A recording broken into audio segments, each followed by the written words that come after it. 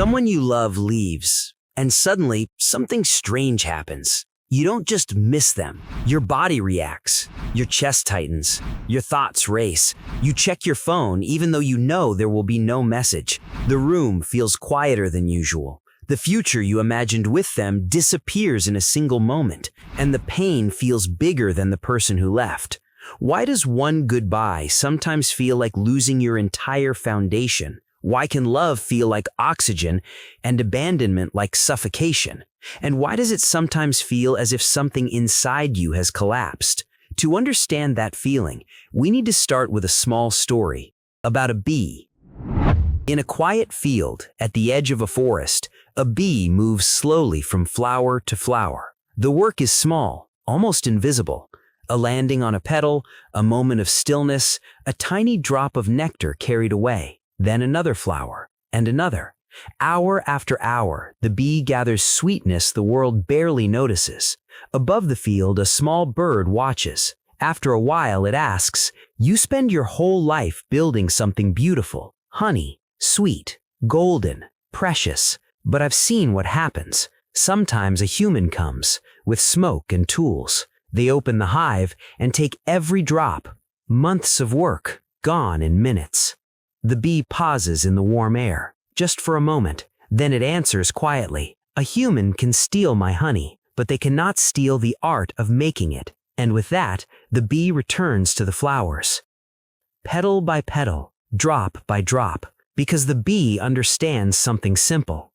Honey is fragile, but the ability to create it is not. And strangely, human hearts are not so different. We spend years building something invisible. Trust, belonging, the feeling that we matter to someone. And when someone leaves, it can feel as if everything we built has vanished overnight. Not just the relationship, but the feeling that we are safe. And that feeling often begins much earlier than we realize. It begins in childhood. When we were children, connection meant survival. A child doesn't experience rejection as a small moment. A child experiences it as danger. Imagine a child standing at the school gate after class. The other children leave one by one. Parents arrive. Cars drive away, but no one comes for them.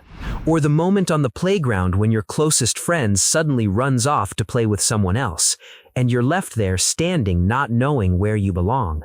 Or sitting at the dinner table trying to say something important, but the conversation moves on as if you never spoke. Children don't analyze these moments logically. They don't say, "This is temporary." Instead, something deeper forms. A quiet feeling, "I'm not safe." And slowly, without realizing it, a belief begins to grow. If people leave, I won't be okay. That belief doesn't disappear when we grow up. It simply waits until the day someone important walks away, and suddenly, the old fear wakes up again.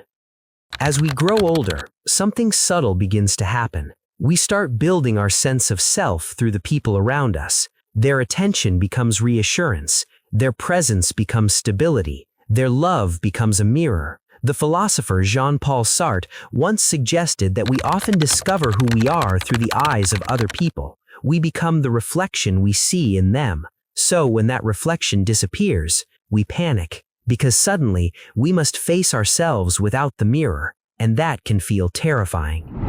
This is why abandonment can feel so overwhelming, because the reaction isn't coming from just one part of us. Inside every person, there are different emotional voices. Imagine two of them. One is small, sensitive, afraid of being left. This is little you. Little you remembers every ignored message, every silent goodbye, every moment that felt like rejection. So when someone leaves today, little you reacts first. It whispers, "Not again. I can't survive this." But there is another presence inside you, quieter, calmer, steadier. This is big you.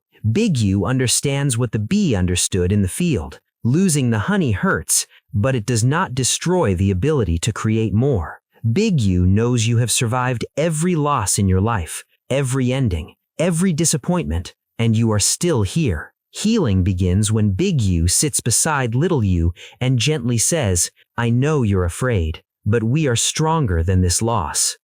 When someone leaves, something else quietly enters the room: silence. And in that silence, old wounds begin to speak. That's why we rush towards distractions, why we search for replacements, why being alone can feel unbearable. Because stillness forces us to face a question we've been avoiding. If no one chooses me, do I still matter? But the truth is, you existed before them. You had dreams before them, thoughts before them, a personality before them.